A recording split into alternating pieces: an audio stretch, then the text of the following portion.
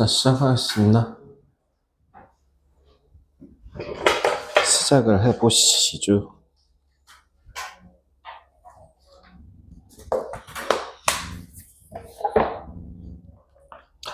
베이직센,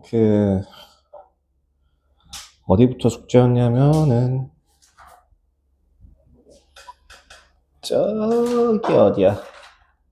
연립부등식 시작한 것부터 였는데요.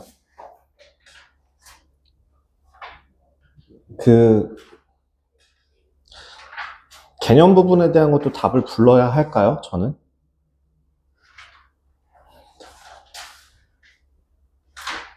안 풀어.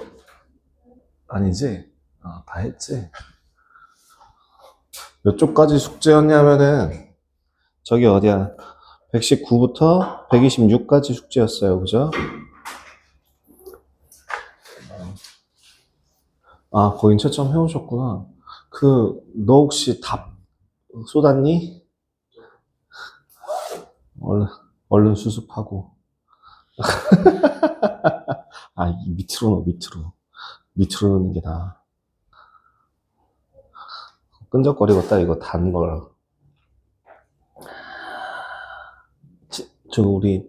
얘는 채점을 해놔서 오늘 답 안 부를 테니까 집에 가서 채점 해오셔. 답지 있지? 그 뒤에 있는 것만 노트에 푼 것만 일단 좀 같이 너 노트에 있는 것도 채점했니? 노트에 푸는 것도 채점했니? 그래? 그럼 질문할 거 있니?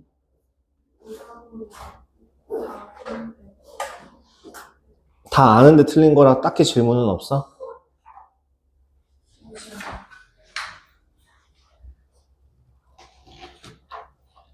(123) 그 뒤에 123페이지 오답까지 다 고쳐왔네. 다시 한번 얘기를 할게요. 숙제가 이게 지금 너랑 나랑 커뮤니케이션이 안 된 것 같아서 거기 오답을 다 고쳐온 걸 보니까 월요일 날 숙제를 내주면 얘를 수요일에 채점을 하고 오답을 하는 거고 요게 금요일까지 마무리를 하시면 돼요. 이런 식이에요. 근데 지금 니는 숙제를 내주면 채점까지 같이 하고 여기서 오답까지 같이 한 다음에 가지고 오고 계시는데 이것까지는 굳이 이렇게 하시지 않아도 돼요. 결국엔 계산 실수로 틀린 것들을 계속 틀리게 되는 것들만 고쳐지게 되거나 아니면은 답지를 보고서 고치기 때문에 결국에는 그 답지 방식대로만 이렇게 하는구나 하고 베껴 써서 고치게 되는 경우 두 가지 케이스가 있거든요. 그러면 계산 실수를 하고 있는데 뭐 고치면 되지 뭐 라고 가볍게 생각해서 실습관이 안 고쳐질 수도 있고요. 두 번째로 문제를 답지를 그대로 따라하는 경우에는 정말 최악의 선택이고요. 그래서 요렇게 가고 있었어요. 너 빼고 다. 그래서 요렇게 하셔요. 오기 전에 채점까지 해오는 건 괜찮아요. 근데 이제 오답도 고칠 수 있는 거 고치는 건 나쁜다고 생각하지는 않는데 어쨌든 밀린 오답부터 좀 마무리하시고 질문 좀 하시고. 자, 그럼 그거 하나만 할게요. 몇 페이지야? 몇 번이야? 23번이야. 자, 봐봐. 그러면은 지금도 같이 봅시다. 23페이지, 126페이지, 125페이지, 126페이지. 126페이지에 있는 23번 문제 한번 보신다면 어느 고등학교 학생들을 강당에 긴 의자에 앉히려고 한답니다. 자,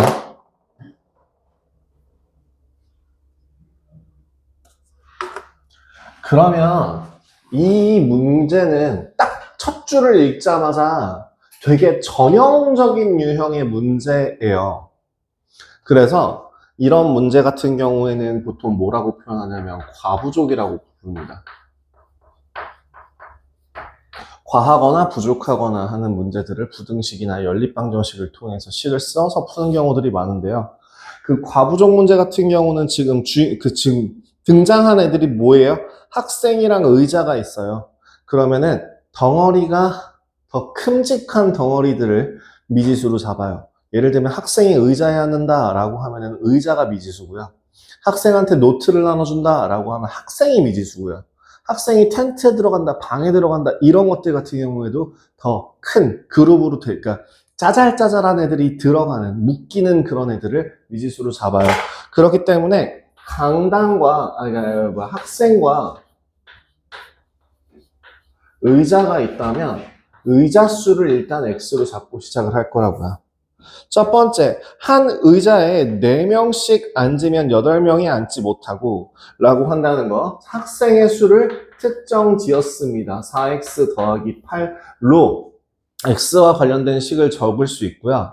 그 다음 두 번째, 6명씩 앉으면 의자가 3개 남는다고 할 때, 자, 의자가 3개 남는다는 건 앞에서부터 순차적으로 앉았을 때 여기 6명, 여기 6명, 여기 6명, 여기 6명으로 쭉 앉다 보면 가장 마지막에 빈 의자가 3개 뾰로롱 하고 나오고, 그럼 요 마지막에서 네 번째 의자는 몇 명이 앉아 있을까요?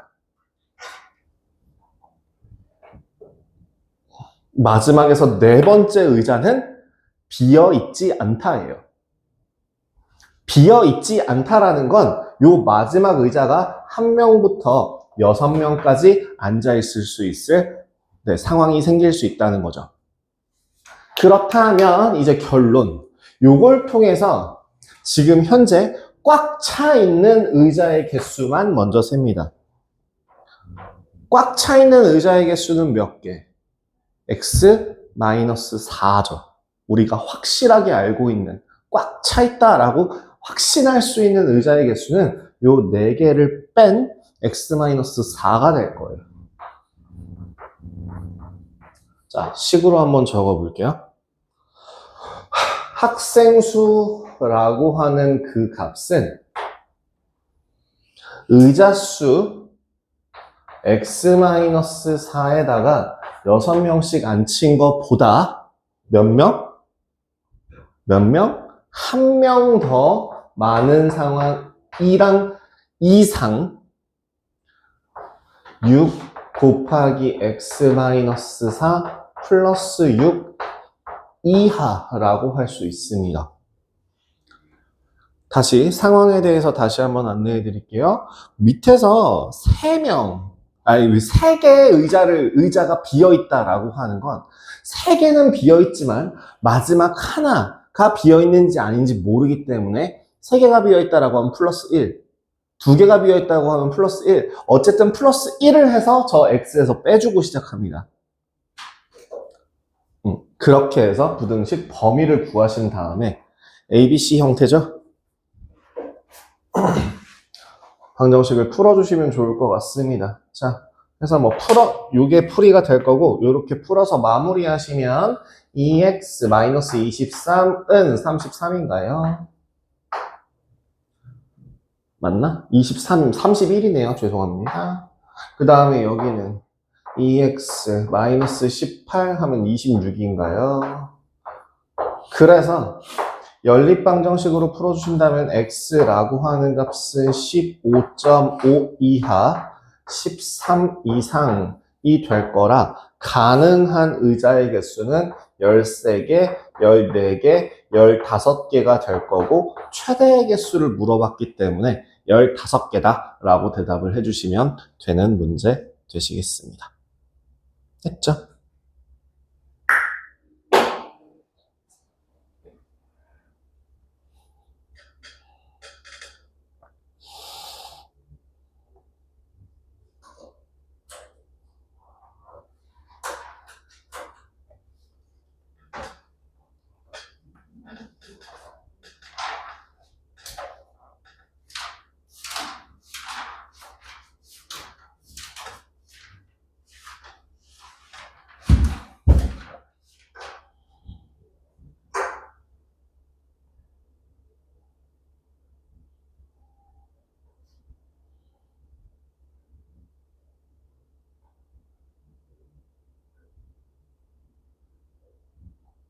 다음.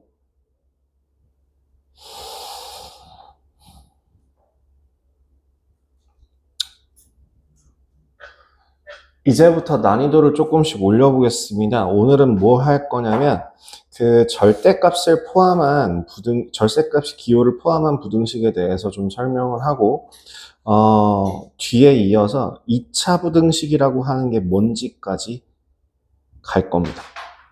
그래서 아마 제가 보기에는 52번에서 53번 개념에서 끊길 것 같아요. 뭐 더 할 수 있으면 좋겠지만 무리하진 욕심내지는 않고요. 그 다음에 이제 다음 주 월요일, 수요일 해서 저기 어디야? 월요일에 연립 2차 부등식이라고 하는 거 마무리할 거고요. 그 다음에 이제 수요일에 질문 좀 받고 그 다음에 순열, 경우의 수 조금 들어가서 네, 할 수 있도록 하겠습니다. 얼추 제가 계획한 대로 들어맞고 있어요. 잘만 하면 보충 안 해도 될 것 같기도 하고. 근데 나는 여유 시간 있는 게 좀 좋다 보니까 빡빡하게 이렇게 막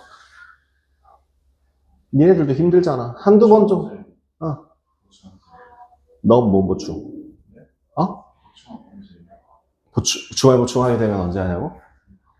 주말 보충하게 되면 언제 하냐고? 하게 되면 언제 하냐고? 다음 주 중에. 다음 주 토요일이나. 넌 일요일 날 아예 안 되니?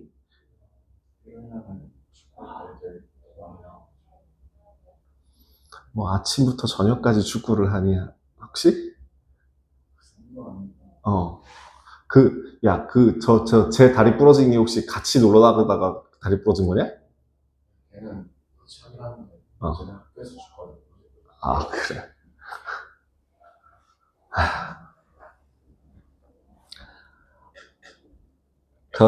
저기 뭐야. 나는 토요일 날 아마 이제부터 고정적으로 뒤에는 보충을 못하지 않을까 싶어요. 한 5시, 한 4시 반까지. 4시 반까지는 보충이 가능한데요. 무조건 아까 그 말한 시간대. 그 이후로는 보충이 안 되긴 해요. 그래서 만약에 오실 거면 그때 와서 하든가 아니면은 주말에 일요일 날 해야 돼요. 일요일 날 뭐 아침에 한다든가. 아침은 괜찮습니다. 와서 제가 하고 갈게요.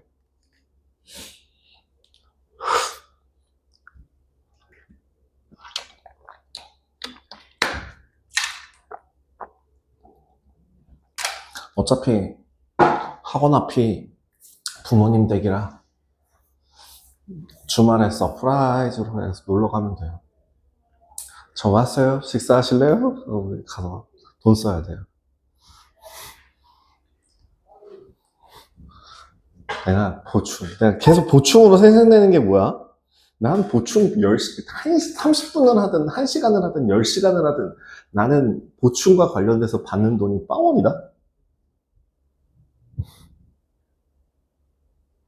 내가 집에서 쉬고 집에서 개인 정비할 수 있는 시간이 학원 선생님, 나는 주 6일 근무를 하기 때문에 일요일밖에 없는데 그 소중한 일요일을 개인 정비, 집 뭐 정리하고 뭐하고 하는 것도 못하고 나와서 보충을 해주는 거거든. 그치? 생색내는 중이야. 근데 그럴 상황이 안 되잖아. 스케줄이 안 맞으면 일요일 날 해야지. 꼭 해줘야 돼. 그럼 네가 엉망진창으로 해왔는데 어머니가 퍽이나 좋아하시겠다. 아, 나보다 2번에 걸쳐서 해라. 심지어 2번 해라. 2번, 3번 해라. 이야, 다시 얘기해줄까? 내가 보충 시간을 30분을 하든 1시간을 하든 10시간을 하든 100시간을 하든 나한테 추가적으로 들어오는 게 무상노동이 봉사거든요. 봉사. 이거는. 내가 왜 해요? 그걸 왜 당연하게 생각하시고 그렇게 생각하시면 굉장히 곤란한 부분이 생겨요. 그러니까 니네가 감사한 마음이 티는 안 내더라도 알고 있으라고 제가 생색내는 거거든요.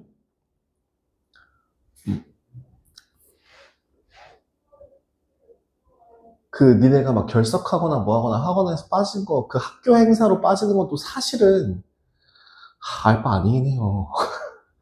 근데 그게 이제 알바 아닌 게 아니니까 내가 너무 신경이 쓰이고 니네가 못 따라오고 힘들어하고 하니까 보충 잡자 빨리 하자라고 하는데 니네는 앞뒤 다 자르고 보충 싫어 이러고 있는데 나도 싫어. 내가 더 싫어. 그럼에도 불구하고 시키는 거라고. 그런 걸 좀 알아주셨으면. 저는 항상 애들한테 이런 걸 시작할 때마다 처음 보자마자 저는 이런 거 생생내요. 세뇌시켜요. 니네가 나올 때마다 나도 개고생해서 나오는 거야 알지? 심지어 예전 학원 같은 경우는 집에서 걸어서 5분 거리였거든요. 그래서 그 애들한테 얘기를 하지. 야, 집에서 출발하면서 나한테 연락해. 그러면 갑자기 애들이 뜬금없이 막 연락이 와요. 선생님, 저 지금 학원으로 가요. 이런 샹! 그러고서 씻고 나갈 준비해가지고 가면은, 도착하면 이제 애들이랑 와갖고 보충해주고, 그럼 또 졸래 구박하고, 그러고 이제 보내고, 이런 식으로 했었거든요? 지금 저는 학원으로 오기까지 걸리는 시간이 한 25분, 30분 정도의 시간이 걸려요. 왕복 1시간을 버리고, 내 소중한 일요일을 써가면서 너네들을 보충하는 거니, 그럼에도 불구하고 내가 먼저 일요일날 하자라고 얘기하는 거는 너네들을 챙겨주고자 함이니 감사히 니들도 같이 조절해. 알았죠? 알겠냐? 내가 맨날 부르는 것도 아니고. 한 번, 두 번 정도는 그럴 수 있잖아. 자, 절대값 기호를 포함한 시 우리 저번에 하다가 말았는데요. 일단 기본적으로 요거만 다시 한번 잡고 가요. 부등식, 연립부등식이라고 하는 거는 제가 계속 수직선 이용해서 그려보라고 얘기를 했습니다. 프리노트 같은 거나 이런 거에도 그 모든 풀이에 수직선이 그려져 있는지 제가 확인할 거다라고 얘기를 했었고요. 그럼 이어서 두 번째로 가볼게요. 지금 여기 일단은 절대값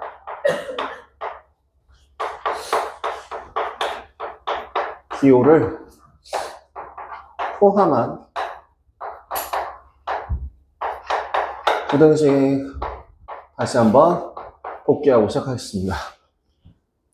절대값 기호를 포함했다라고 하는 게 큰 틀로 따지면 한 2개 정도로 나눌 수 있고 작은 틀로 따지면 한 3개 정도로 세분화를 시킬 수 있어요. 첫 번째는 문자가 절대값 내부에만 존재할 때 그 미지수가 문자가 절대값 내부에 안에만 존재할 때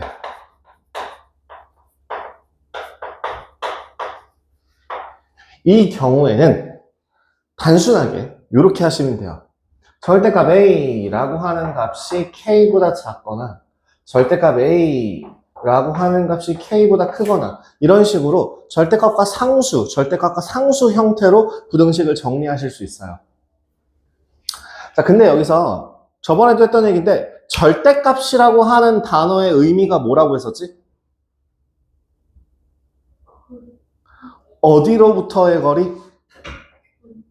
원점으로부터의 거리. 그러면 이 얘기는 무슨 말일까? 절대값 x가 3보다 작아요 라는 말은 무슨 말일까?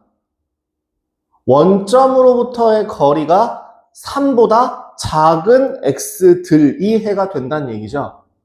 그렇다는 건 원점으로부터의 거리가 3보다 작다는 건 크다만 있는 게 아니라 작다도 존재하겠죠. 그래서 양쪽으로 펼쳐주신다라는 느낌으로 마이너스 3부터 3까지 라고 보시면 돼요. 두 번째, 그렇다면 저 절대값 A라고 하는 값이 3보다 크다라고 하는 경우는 어때? 떨어진 거리가 3보다 큰 쪽에 포함된다. 그럼 여기만 있는 게 아니라 어디도 있다고? 작은 쪽에도 존재할 거라고.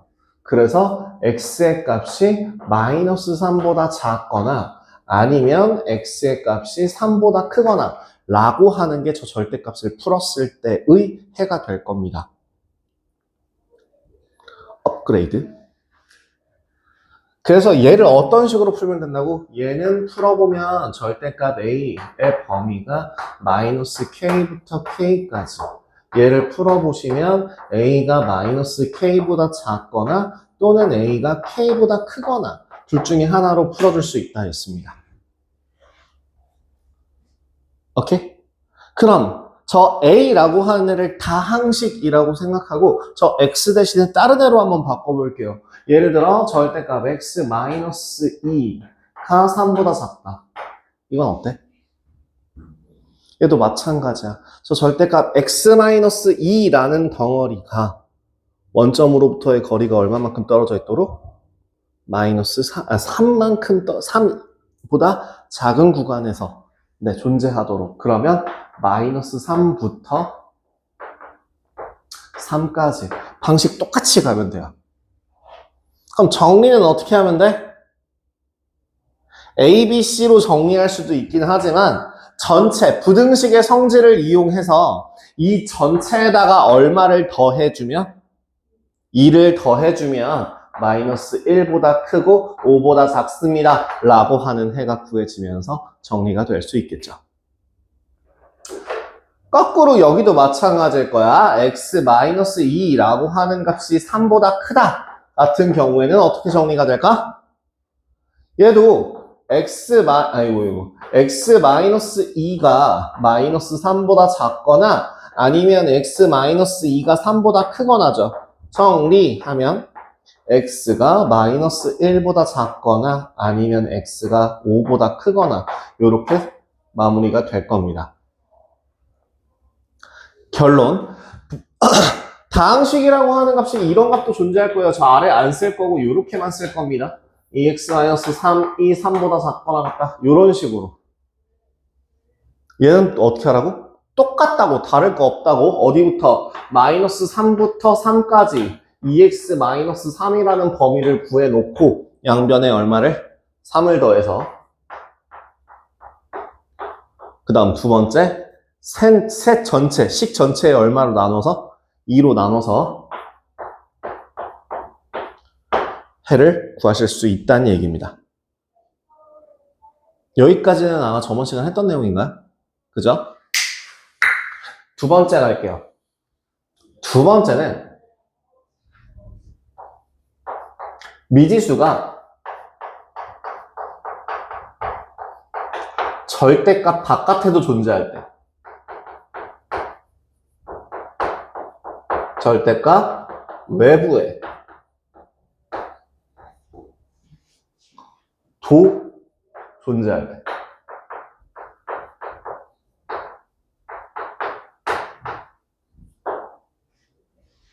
이 경우에는 저 절대값 A라는 식에서 A가 0인 이 되는 미지수의 값을 기준으로 합니다. 을 기준으로 구간을 나누어 풉니다. 이렇게 생각하시면 돼요. 무슨 말이냐면 좀 디테일하게 해설을 좀 길게 해서 좀 말이 좀 길어 보이는데 그냥 쉽게 생각하면 이런 표현이에요. 저 뒤에 있는 식이 나오는데요. 예를 들어 10번 문제를 본다고 생각해봐. 10번 문제를 푼다고 생각하면 절대값 x 더하기 2라고 하는 값이 3x 더하기 4보다 작거나 같다라고 돼 있잖아. 그렇다면 누구를 기준으로? 요 덩어리가 0이 되도록 하는 미지수의 값을 기준으로 그럼 얼마야? 얼마를 기준으로?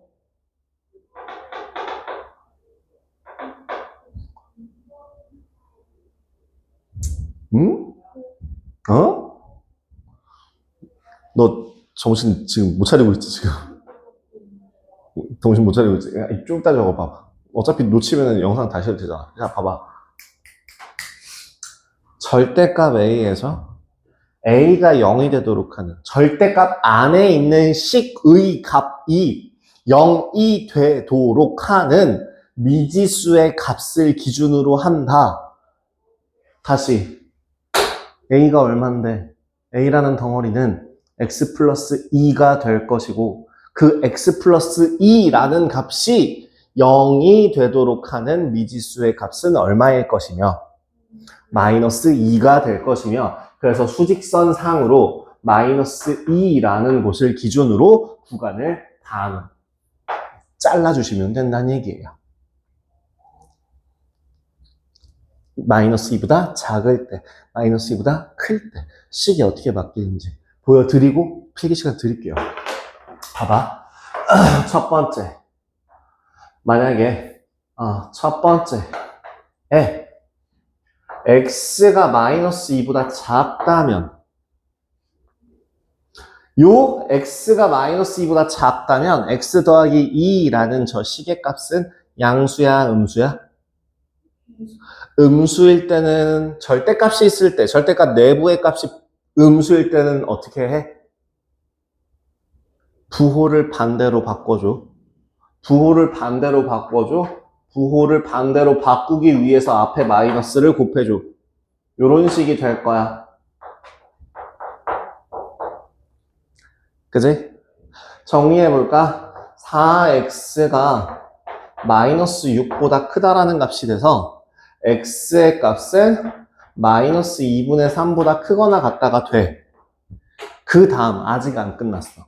여기서 끝나는 거 아니야.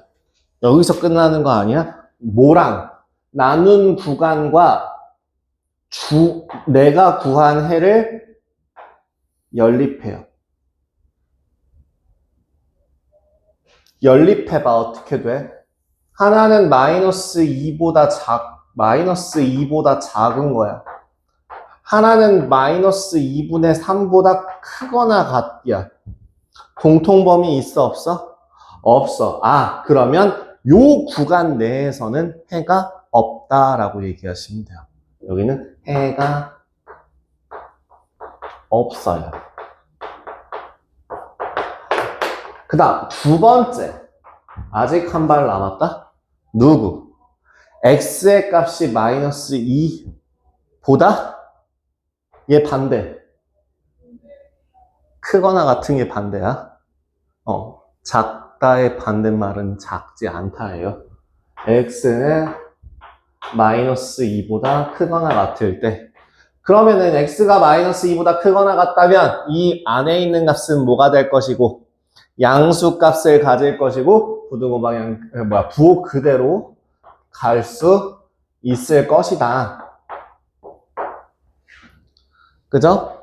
그래서 식을 정리해보면 이 x라고 하는 값이 마이너스 2보다 크다가 돼서 x는 마이너스 1보다 크거나 같다라고 나오고 마지막 뭐 해야 돼? 연립해야 돼. 얘네들끼리 연립해서 다시 한번 구해보신다면 수직선상에서 마이너스 2보다 작거나 같은 애랑 마이너스 1보다 작거나 같은 애랑 있어. 그러면 해가 존재하겠지? x가 마이너스 1보다 크거나 같다라는 해를 가질 거야. 결론, 마무리. 앞에서 구한 구간에 있는 해와 뒤에 포함되어 있는 해를 다 적어주시면 돼요.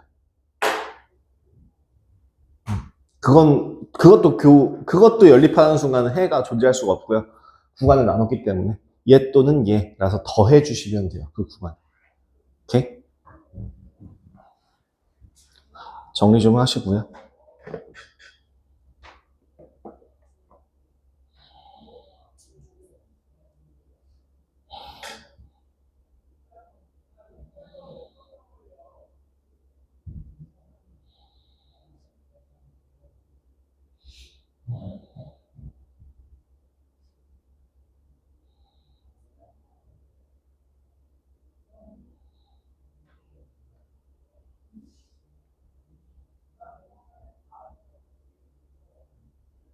정리 다 되셨나?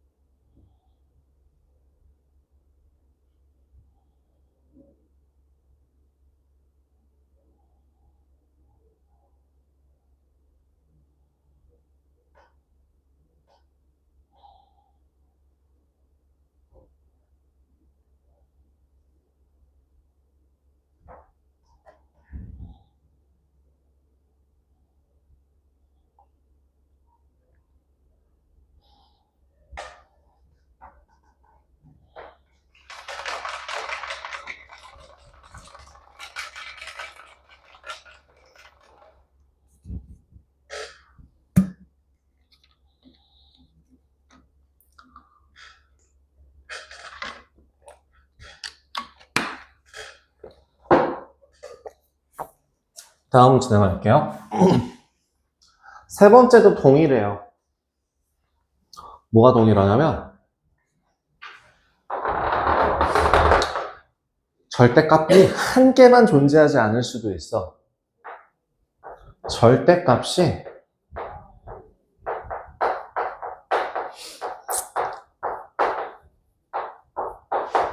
두 개 이상 존재하는 경우도 있거든. 그 경우에도 똑같아요. 뭘 하면 돼? 절대값 안에 있는 그 무언가를 이용해서 걔가 0이 되도록 하는 애를 기준으로 구간을 나누는 거야. 절대값 A가 예를 들어 더하기 절대값 B 같은 식이 있다면 일 때 A의 범위가 0이 되는 곳, B가 0이 되는 곳인 수를 값을 기준으로 구간을 나누시면 돼요. 어디 붙어 있는 식이냐면 지금 그 15번 같은 경우입니다. 15번 형태에서 절대값 x 플러스 1 더하기 절대값 x 마이너스 1이 6보다 작거나 같다 라고 나와 있어요.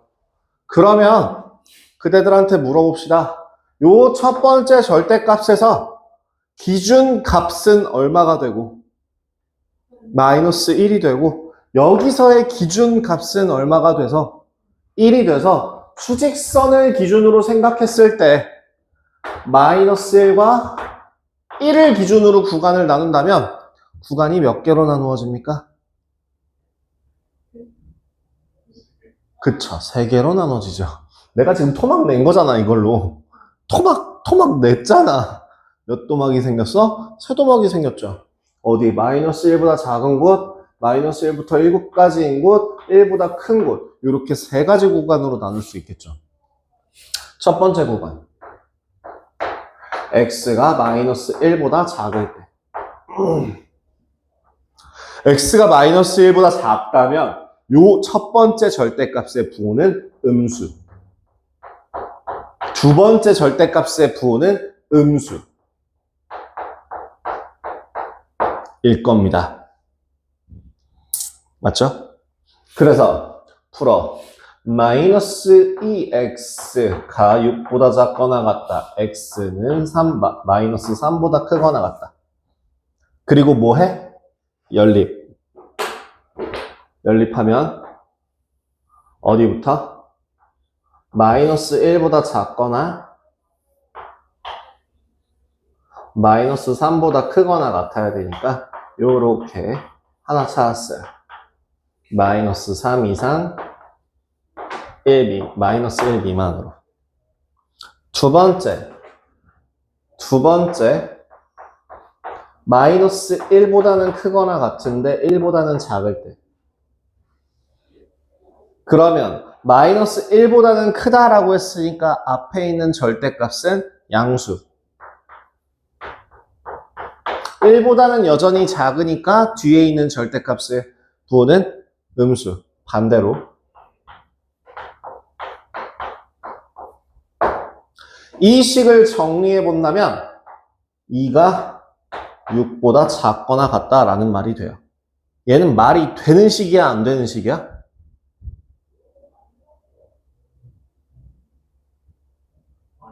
말이 되는 식이죠. 2는 6보다 작거나 같으니까. 그죠? 그럼 이게 무슨 뜻이냐면 요 범위 내에 있는 모든 x들은 이러한 결과값을 만들기 때문에 다 해가 될 수 있다는 뜻이에요. 그래서 마이너스 1부터 1까지가 모두 다 해가 됩니다. 세 번째. 그럼 이제 마지막 x의 값이 1보다 크거나 같은 값을 찾아보신다면 두 개의 식이 모두 다 양수.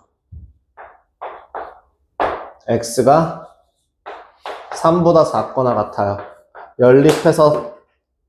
연립해서 결론 지으면 1보다 크거나 같고 3보다 작거나 같으면 1 이상 3 미만 이하. 자, 그럼 이렇게 적을 수도 있을 거야. 마이너스 3보다 크거나 같고 마이너스 1보다 작거나, 또는 마이너스 1보다 크거나 같고 1보다 작거나, 또는 1보다 크거나 같고 3보다 작거나 같다로 쓸 수 있겠지만 잘 생각해봐. 우리 대소비교는 몇 가지 방법으로 한다 그랬어? 대소비교는 몇 가지가 있다 그랬어? 세 가지. 뭐뭐뭐 크다, 작다, 같다. 그러면 마이너스 1보다 작고 마이너스 1보다 크거나 같으면 그 주변에 있는 모든 수를 포함하게 되는 거 아니야? 마이너스 1보다 작아도 돼. 마이너스 1보다 크거나 같아도 돼. 그럼 마이너스 1은 상관없어지지 않을까? 그래서 연결이 돼요. 어디부터 어디까지. 자, 마이너스 3부터 마이너스 1까지인데 얘를 다시 7에서 1까지인데 다시 얘를 7에서 3까지 됐으니까 결론은 뭐라고? 마이너스 3부터 어디까지? 3까지. 여기가 해가 돼요. 이게 결론입니다. 따라서 결론은 뭐라고? 이렇게 쓰지 않고 마이너스 3부터 3까지 라고 써주면서 답을 끝내시면 됩니다.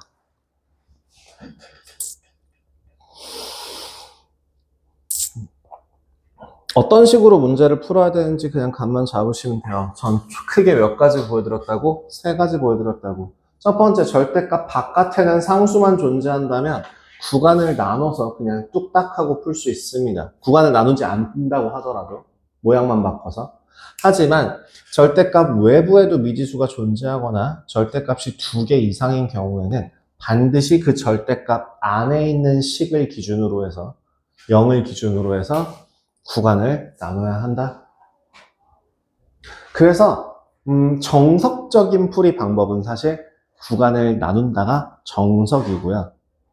특수한 경우에만 쓸 수 있는 간단한 방법이다 라고 해서 그게 저 1번식이라고 생각하시면 돼요. 연습 좀만 하시면 될 겁니다. 절대값은. 근데 이걸 좀 조심하세요. 가끔 어떤 애들한테 물어봐요. 마이너스 1이랑 1 구간이 몇 개로 나눠져요? 그러면 여기서도 2개, 여기서도 2개, 4개로 나눠져요. 헛소리하고 앉아있는데 아니에요. 그래서 수직선이라는 하나의 큰 토막을, 큰 나무 줄기를 마이너스 1이라는 곳에서 한번 잘라주고 1이라는 곳에서 한번 자르고 한 번 자를 때마다 플러스 1이 되는 거예요. 곱하기 2가 되는 게 아니라. 자, 1차 부등식 이제 끝났습니다.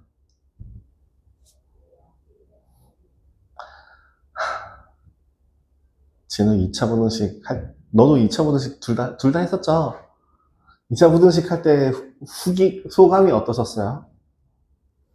무슨 말인지 못 알아들었다가 대답 줄 텐데.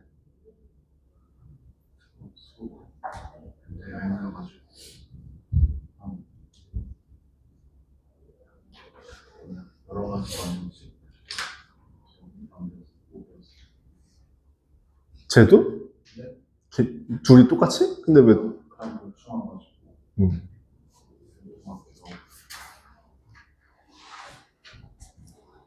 오케이. 자, 정리해도 괜찮을까요? 지우겠습니다.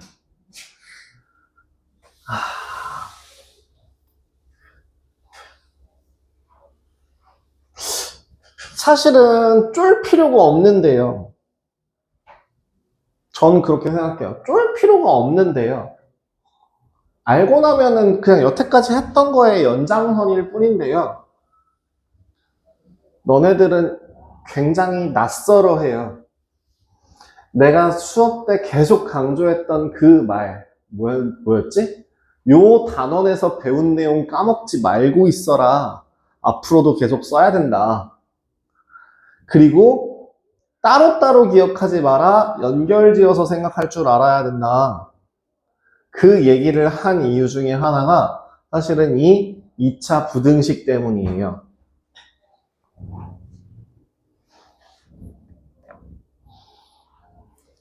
진짜 정말 단순하게 얘기하자면 그 2차 부등식이라고 하는 건 사실 이런 식을 말하거든요. ax제곱 더하기 bx 더하기 c 형태로 한쪽으로 몰아서 정리를 했을 때 2차식 형태가 나오고 그 값이 0보다 크냐, 0보다 크거나 같냐, 작거나 같다. 이렇게 네 가지 경우로 나오는 걸 말하거든요. 근데 있잖아.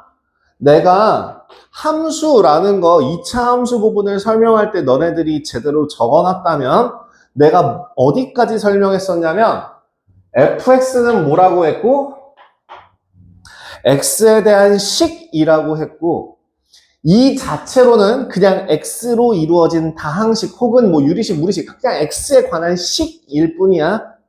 근데 여기에다가 등호가 붙으면 x에 대한 방정식이 될 것이고 얘가 뭐 부등호 기호로 바꾸면 x에 대한 부등식이 될 것이고 그리고 마지막 여기에 y가 붙으면 뭐가 될 거다? x에 대한 그냥 함수가 될 거다라고 얘기를 했었죠. 바꿔 얘기하면 지금 내가 했던 말 다시 한번 해볼게. fx는 0이라고 하는 애랑 y는 fx라고 하는 애랑 다른 애야? 똑같은 애야? 똑같은 애야. 다를 게 하나도 없는 애야. 그냥 단지 얘는 2차 방정식이라고 부르는 거고 얘는 2차 함수 2차식이라고 한다면 2차 방정식, 2차 함수 이런 형태로 부르게 되는 애들일 뿐인 거야. 그래서 내가 여기에다가 연결고리로 뭘 해놨냐면 2차 방정식의 해라고 하는 거랑 여기서 는 0, y가 0이 나오도록 하는 자 y는 fx, y는 0, y가 0이 되도록 하는 x 절편이라고 하는 값이랑 서로 어떤 거다? 같은 거다 라고 얘기를 했었죠. 그죠? 그럼 여기서 하나만 더 붙여볼게요. 만약에 어떠한 fx라고 하는 값이 0보다 크다라는 건 이거를 그래프적인 측면에서 생각을 한다면 무슨 뜻일까? 저 함수의 값이 0보다 크다라는 뜻은 저 함수의 그래프의 위치가 지금 현재 x축보다 어디 있다는 뜻이야? 위에 있다는 뜻이야. 어떤 느낌이야? 지금 제가 계속 얘기했죠. fx라는 거에다가 뭔가를 집어넣으면 얘는 뭐라고? 그냥 식의 값이야. 근데 만약에 여기다 y를 붙여주면 이건 뭐야? 함수 값이야. 그러니까 결국에는 그 함수 값들 중에서 0보다 커지도록 하는 애가 누구야? 라고 물어보는 문제가 되는 거야. 그러니까 y가 누구보다 x축보다 어디 있는 위에 있는 값들을 그 범위를 찾아주면 되는 문제인 거야. 그러면 봐봐. ax 이건 그럼 무슨 뜻일 것 같아? ax 제곱 더하기 bx 더하기 c라고 하는 값이 0보다 작거나 같다는 건 무슨 말이야? 2차 함수의 그래프가 누구보다? x축보다 어디에 있는? 아래에 있는 범위는 어디야? 라고 물어보는 거라고. 이해돼? 다시. 자, 이게 무슨 뜻이라고? 2차 함수의 그래프 중에서 누구보다? x축보다 어디에 있는? 위에 있는 범위가 뭐야? 라고 물어보는 문제라고. 그럼 이거 봐봐. 만약에 내가 이걸 그렸어. 어떤 2차 함수가 이렇게 생겼어. 여기는 2차 함수의 교점이 1하고 4야. 이 식이 y는 ax제곱 더하기 bx 더하기 c야. 그러면 물어볼 질문 여기에서 저 ax 제곱 더하기 bx 더하기 c가 0보다 큰 구간은 1번이야, 2번이야, 3번이야.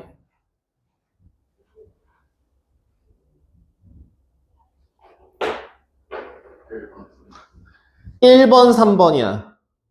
그래프가 x축보다 위에 있는 구간은 x가 1보다 작거나 x가 4보다 클 때야. 그지? 그럼 두 번째. 만약에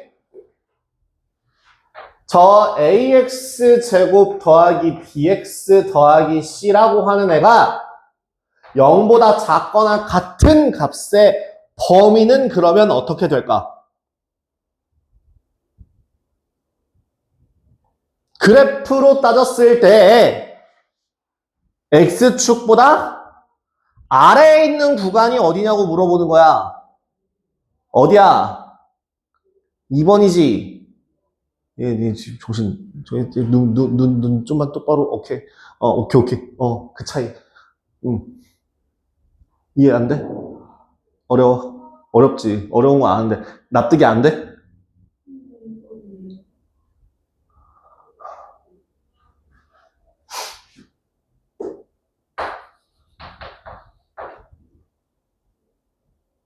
이거부터 한번 해볼까?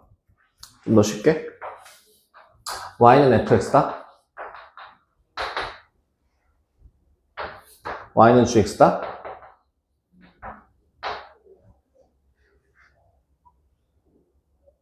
fx는 gx보다 위에 있다, 맞아? 그럼 fx는 gx보다 위에 있다, 맞아? 맞잖아. 그치? 얘는 어떤 x에 관계없이 항상 참이 되죠. 그러면 하나만 더. 만약에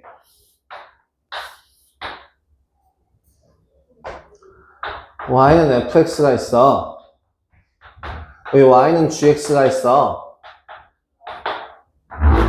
여기가 0이라고 하고 여기가 3이라고 할게.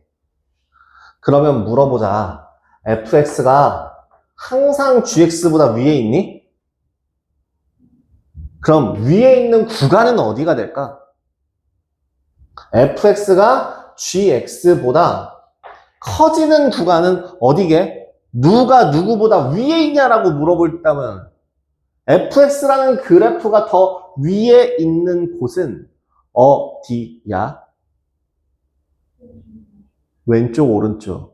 그 왼쪽을 표현하면 뭐라고 쓸 수 있어? 0보다 작은 곳 또는 3보다 큰 곳이라고 얘기할 수 있지. 그럼 마지막 fx라고 하는 값이 gx보다 작거나 같은 곳은 그래프 상으로 어디에 위치하는 fx가 더 내려가 있는 곳은 어디야? 라고 물어보는 거야. 어디부터? 0 이상 3 이하라고 얘기할 수 있겠지. 이 문제야. 이거를 gx 대신에 뭘 집어넣은 거야? 0, 0. x축 그대로 집어넣은 거야. 그럼 이건 무슨 뜻이라고? x축보다 어디에 있는? 아래에 있는 곳은 어딘데? 2번. 그럼 해가 뭐가 돼? 1 이상 4 이하의 구간에서는 저 식이 0보다 작거나 같을 거야. 가 되는 거지. 다 했어. 이게 2차 부등식이야. 근데 2차 부등식을 하려면 그럼 뭐 해야 돼? 2차 함수 그래프를 생각을 계속 해야 되는 거야. 결론. 2차 부등식이라고 하는 거는 뭐 요런 2차식이라고 하는 애들이 부등식 형태로 나와 있는 애들을 말하는데 여기에서 누구와 누구는 y는 ax 제곱 더하기 bx 더하기 c라는 그래프와 x축 다른 말로는 누구? y는 0이라는 그래프의 x축의 위치를 나타내는 관계예요. 위치 위치 나타내는 위치를 나타내는 범위? 각 범위? 이런 것이라고 할 수 있을 거예요. 위치라고 하는 건 정말 말 그대로 위, 아래. 위에 있어, 아래에 있어. 위치 관계 말고 위, 아래. 두 점에서 만나, 한 점에서 접해 만나지 않아 말고 그냥 위, 아래. 그래프가 x축보다 위에 있어, 아래에 있어. 위에 있는 곳은 어디야? 아래에 있는 곳은 어디야? 이거 물어본다는 얘기야. 이게 2차 함수야. 지금 여기서 위, 아래 계속 얘기했던 것처럼. 근데 결국엔 x축보다 위에 있어요, 아래에 있어요 라고 하는 걸 구하기 위해서 여기 있는 요 기준점이 아까 뭐였어? x축과의 교점이었어. 그래서 결론. 우리 2차 방정식의 실근과 2차 함수에서의 x절편과 마지막 2차 부등식에서의 경계값, 그 경계가 되는 끝값 요 세 개는 서로 어떻다고? 다 같은 애들이야. 얘네들끼리 다 같은 애들이야.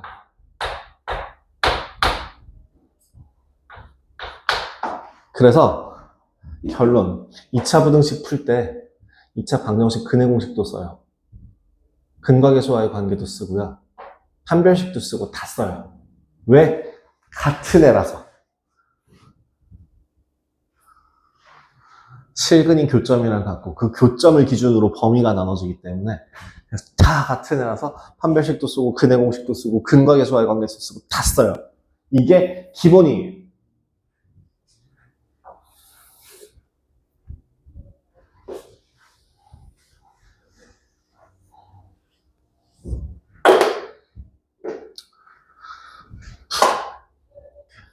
다음. 그래서 저기 있는 거 그 132페이지 한번 좀 같이 봅시다. 132페이지 지금 아마 할 수 있을 거예요. 자, 1번 2차 부등식입니까? 예. 그죠? 얘는 2차 부등식인 거 맞죠? 2번은요? 맞죠? 한쪽으로 몰아서 정리를 했을 때 2차식이면 2차 부등식이에요. 3번 맞아 틀려? 틀려요. 그죠? 4번은 맞아 틀려? 틀려요. 5번은 맞아 틀려? 틀려요. 5번은 3차식이에요. 3차 부등식이에요.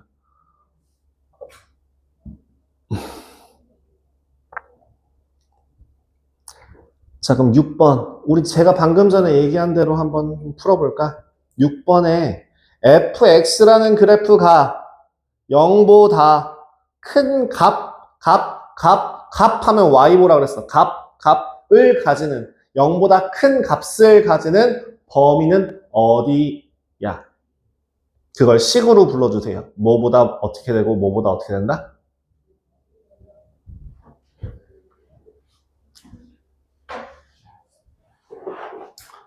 전 A, B, Y는 fx fx라고 하는 값이 0보다 큰 값을 갖는 범위는 어디라고?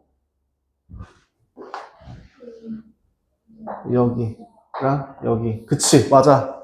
정확해. A보다 어떤 거? 작은 구간. 또는 B보다 큰 구간.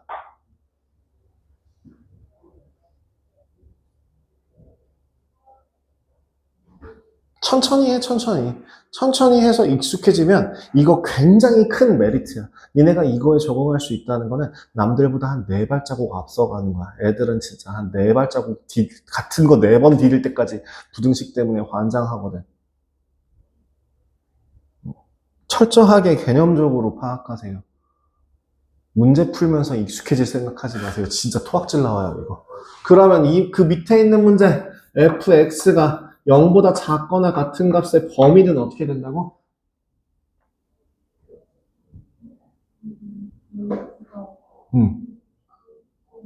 크거나 같고. 이 미친 사람인가? 저 죄송해요. x의 값이 a보다 작거나 x의 값이 b보다 크거나죠. x. 죄송합니다. 너한테 욕한 거 아니에요. 저한테 욕한 거예요. 미친 사람이었어요. 순간 정신 나갔었어요. 네, 잘하셨어요. 그럼 저렇게 위로 블록인 그래프 같은 경우에도 어떻게 볼까요? 똑같이 진행할 수 있을까요? 지금 저기 요렇게 되어 있는 거에서 이 값이 알파하고 베타라고 되어 있네요. 이번에는 알파, 베타라고 되어 있고 요 식이 y는 gx라고 되어 있습니다. 첫 번째 gx라고 하는 값이 0보다 큰 거는 어디? 저 위에 올라와 있는 곳. 알파보다 크고 요 부등호 모양 조심하세요. 크고 베타보다 작은 범위에서. 그럼 gx라고 하는 그 값이 0보다 작거나 같은 범위는 어떻게 돼요? gx라고 하는 값이 0보다 작거나 같은 범위는 어떻게 된다고? x가 알파보다 작거나 같고 아니면 x가 베타보다 크거나 같고 이렇게 생각할 수 있겠죠. 그죠? 작거나 같고 요쪽 크거나 같고 요쪽 그러니까 이게 지금 헷갈리는 게 제가 식의 값이라고 얘기하는 건 자꾸 y를 강조하면서 구간을 나눌 때는 x라고 얘기를 하고 있어서 위아래를 보다가 오른쪽 왼쪽 보다가 위아래 보다가 오른쪽 왼쪽 보다가 이거를 지금 축이 막 바뀌니까 정신없이 헷갈리는 걸 수 있어요. 근데 괜찮아요. 괜찮아요.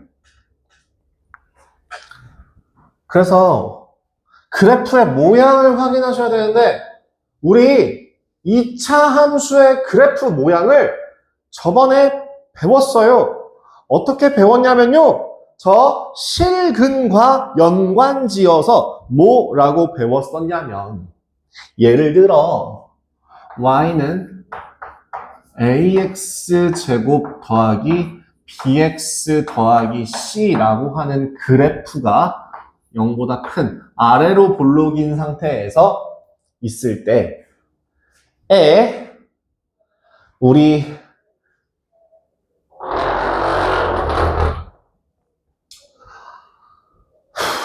그래프가 x축과 두 점에서 만나거나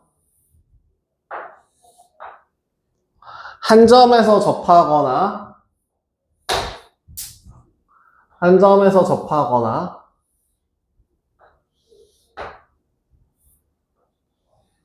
만나지 않거나로 나누어질 수 있습니다. 그죠? 그럼 이때 누가 달라진다라고 얘기했었냐면 판별식이 달라진다라고 얘기했었습니다. 판별식인 b제곱 마이너스 4ac라고 하는 애가 판별식이 0보다 크고 판별식이 0이고 판별식이 0보다 작다라고 했었어요. 요 교점을 알파, 베타, 교점을 알파라고 한다면 지금 얘는 위치관계상으로 위치관계 말고 x제곱 그냥 실근이라고 할까요? 위치관계라고 할까? 그냥 위치관계로 한번 다시 복귀해보죠. 위치관계라고 하는 애는 x축과 두 점에서 만난다라고 얘기를 했었고요. 그죠? 우리 복습하는 거야. 그 다음에 얘는 접한다, 한 점에서 만난다라고 얘기했었고요. 여기서는 만나지 않는다라고 이야기했었어요. 그렇다면 마지막 얘랑 실근이라고 하는 애가 알파, 베타 두 개였고 알파라는 중근 하나였고 얘는 실근이 존재하지 않는다고 얘기했잖아요. 그래프 위치상으로 ax제곱 더하기 bx 더하기 c라고 하는 그래프가 0보다 크거나 같을 때 ax제곱 더하기 bx 더하기 c라는 그래프가 클 때 크거나 같을 때 ax제곱 더하기 bx 더하기 c라고 하는 그래프가 작을 때 0보다 ax제곱 더하기 bx 더하기 c가 0보다 작거나 같을 때 이렇게 네 가지 경우로 나눠보죠. 자, 이거 다 부를 수 있어. 첫 번째 그래프 판별식이 0보다 큰 서로 다른 두 교점이 생기는 곳에서는 0보다 큰 구간이 어디야? 어디야? x가 알파보다 작은 구간이야. 맞지? 또는 x가 베타보다 큰 구간이야. 구간은 이렇게 생각하면 돼. 항상 이렇게. 자, 그러면 첫 번째 그림에서 0보다 크거나 같은 값은 뭐가 돼? x가 알파보다 작거나 같을 거야. 아니면 x가 베타보다 크거나 같을 거야. 똑같이 따라가죠. 그러면 이번에는 0보다 작은 범위는 어디부터 어디까지인 거야? 알파보다 크고 베타보다 작은 거야. 이게 오늘 끝나기 전에 네 눈에 들어오면 진짜 정말 에이스야. 안 들어와도 괜찮고 몇 번 반복해야 되는 거기도 하고. 근데 이해가 되고 이제 슬슬 보이기 시작한다면 진짜 최고인 거야. 그것만 해도 오늘 할 거 다 했어. 자, 그러면 얘는 어떻게 간다고? 알파를 포함해서 양끝 값을 포함하는 거게 되겠지.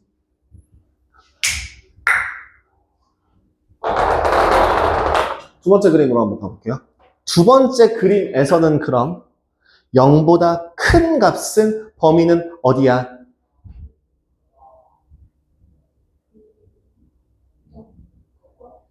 (0보다) 큰 구간은 어디야? 지금 얘는 일단 구간이 몇 개로 나눠져? 두 개로 나눠지죠? 그죠? 5밖에 없어? 작거나 큰 거밖에 없죠? 그러면 어떻게 돼? 알파보다 크고, 크거나 알파보다 작거나 해요. 알파만 아니면 돼요. 그죠? 그래서 식을 두 가지 방법으로 쓰는데요. 이렇게 쓰기도 해요. x는 알파보다 작거나 x는 베타보다 크다, 알파보다 크다 라고 적기도 하고 얘를 다른 말로 x는 알파가 아닌 실수이다 라고 표현하기도 하는데요. 부등식으로서 설명할 때에는 주로 위의 식으로 표현하는 편이에요. 그러면 이제 0이 되는 애를 포함하게 된다면 얘를 포함하게 되는 거니까 뭐가 되는 거야? 어디서든 다 저식이 성립하게 되겠죠. 그래서 이때는 뭐? 모든 실수.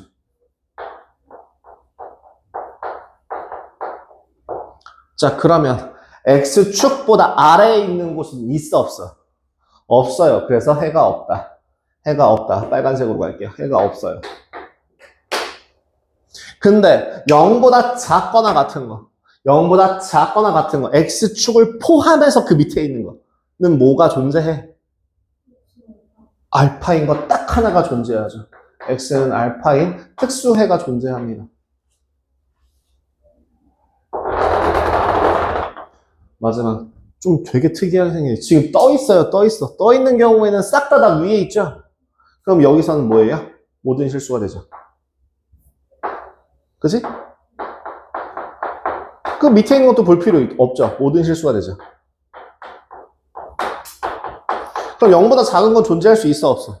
없어요. 0보다 작거나 같은 것도 없어요. 그래서 이렇게 됩니다. 이게 저 그래프, 저 표의 설명이었어요. 뭔가 막 간질간질 거려? 알 것 같기도 하고 모를 것 같기도 해? 아니면 대충 이제 알겠어? 괜찮은 것 같아? 그럼 10번 봐봐. 10번 봐봐. 10번 딱 보자마자 저거 2차 부등식 풀 수 있을까?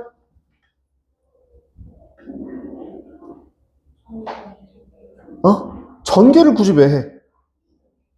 10번에 이미 2차 부등식이 돼 있잖아. 2차 부등식이. 이미 해가 구해져 있잖아. 이미 우린 뭘 구했다고? 실근을 구한 상태라고. 뭐랑 같아? 경계값이랑 같아. 그래서 뭐보다 작거나 마이너스 3보다 작거나 2보다 크다 하면 되잖아. 이런 식으로 풀어주셔야 돼요. 그래서 이렇게 풀어보시면 돼요. 이거 연습 좀 많이 해서 제가 52번에서 53번 사이에서 끝날 것 같다 그랬죠? 오늘은 금요일인데 52번까지밖에 못하겠네요. 135페이지까지만 일단 푸시고요. 그 다음에 뭐 추가적으로 연습할 거 드리거나 뭐 하거나 좀 제가 조절해서 생각 한번 해보도록 하겠습니다. 일단은 135페이지까지.